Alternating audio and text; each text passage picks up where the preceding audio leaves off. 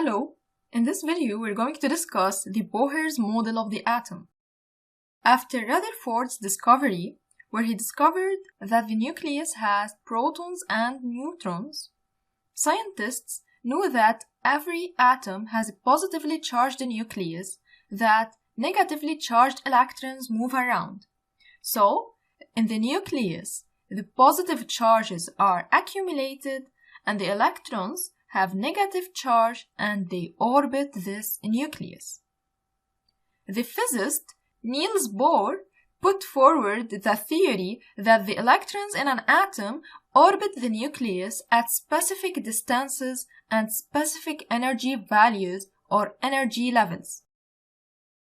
His model of the atom showed that the electrons in an orbit can move to another orbit by absorbing electromagnetic radiation to move away from the nucleus, or by emitting electromagnetic radiation to move closer to the nucleus. So, if we check this simulation, the red dot here represents the nucleus, and the blue sphere represents the electrons. So the electrons are orbiting this nucleus at specific energy levels.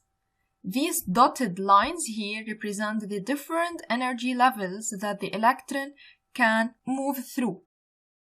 In order to move from one energy level to another energy level, this electron needs to absorb radiation.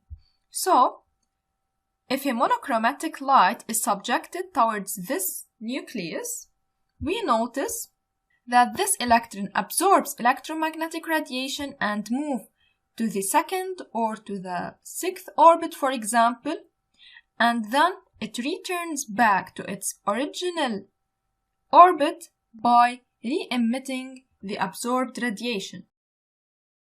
So in order to move away from the nucleus, the electron needs to absorb electromagnetic radiation, and in order to get toward this nucleus, the electron emits electromagnetic radiation. That's all. Thanks for watching.